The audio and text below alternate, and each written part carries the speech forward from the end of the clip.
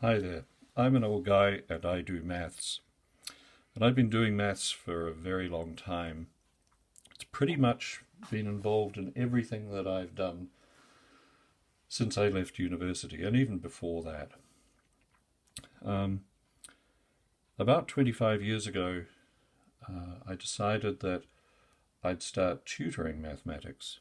And my first pupils were people in my area of expertise. They were people doing MBAs in finance, who were having trouble with some of the calculations that are involved there.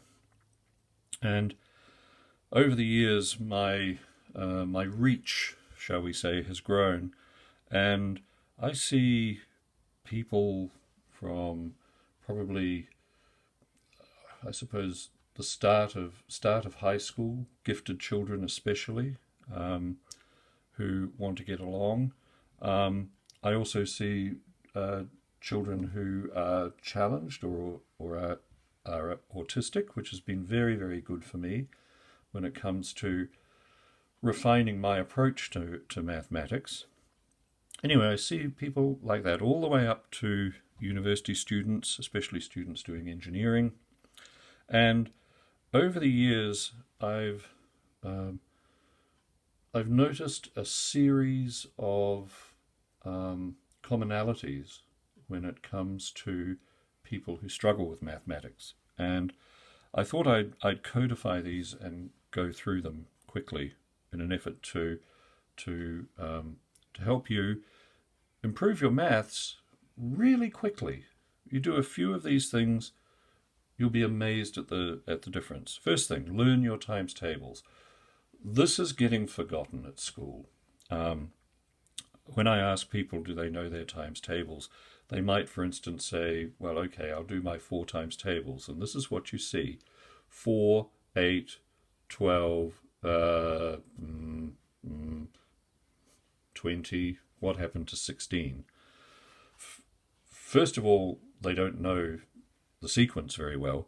But the other thing is that they're going about it the wrong way. You need to learn your times tables the old fashioned way. 4 ones are 4, 4 twos 8, 4 threes 12, 4 fours 16. And be able to work at about that speed. Um, it's the it's the alphabet of mathematics. It's essential. Second thing, get comfortable with fractions. Fractions have been around for a very long time. They've been around certainly in the public consciousness. They've been around longer than decimals, and decimals have been around a while. Um, People are terrified of fractions, and there's no need to be. Again, I think it just comes down to a lack of familiarity, but try and get comfortable with fractions. Learn how to multiply and divide. That's fairly simple. Addition and subtraction, I grant you, is a tiny bit more complicated, but if you know your times tables, it's an enormous help. Third thing, learn basic algebra. And by that I mean basic algebra. Learn how to isolate a pronumeral in a simple equation such as this. Learn how to find out what x is, not by looking at it and going, well, obviously it's 2, but by being able to go through the working for it. This one will amuse students and terrify parents, but don't overstudy. I think the secret to success at mathematics is not the total hours that you do. I think that there comes a time when it ceases to be effective to work and work and work and work and work. What I think is really important and what doesn't get done is to be regular in your habits with mathematics.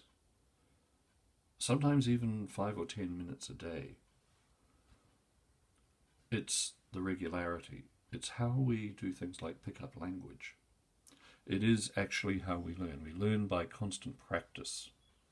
And that practice doesn't have to be for very long periods of time. It really doesn't. Again, it's a combination of all of these things, but even one or two of these things will make a difference. The last thing is to understand just how limited we are as human beings. We're not that smart. We're certainly not as smart as we think we are. And when I was starting out in high school, I had a really great maths teacher, a Russian guy, Dr. Karpolovsky. I hope he's still around. Given my age, it's unlikely, which would be sad, but he was a really good teacher. And one day he came into class and he wrote this on the blackboard in chalk, as happened in those days. We'd graduated from clay tablets, but we were still on blackboards and chalk. And he asked the class what it added up to. Everybody said 6, scratching our heads. And then he asked a number of individuals how they had come to that conclusion. And they said things like, well, 3 and 2 is 5, and 1 is 6, 1 and 2 is 3, and 3 is 6, and so forth and so on. His point being, and the point he wanted to make, was that we had broken down a problem this simple to get this number. And after a few answers, like 3 plus 2, 2 plus 1, 3, he said to the class, if you can't do this without breaking it down, how do you expect to do anything more complicated?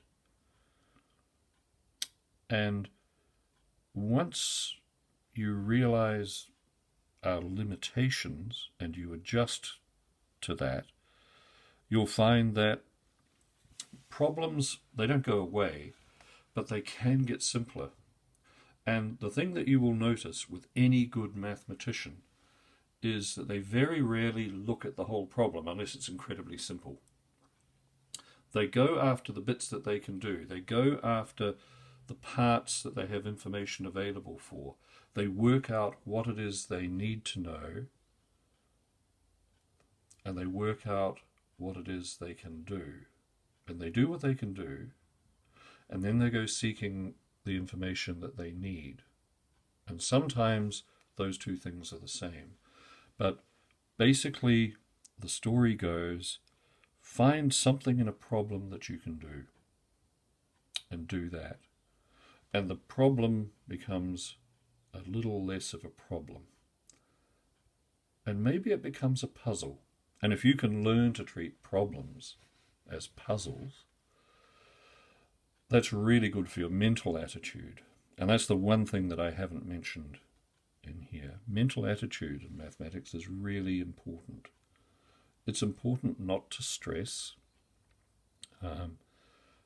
You stress and you can kiss goodbye to at least 3/4 of your ability in mathematics. Stress does not go well with logic. And I think that we'll leave it there. Have a think about these rules, even doing one of them. Remembering that that's not a command to not study, it's a command to study regularly. But applying any of them, will improve your prospects. Thanks for listening. See you next time.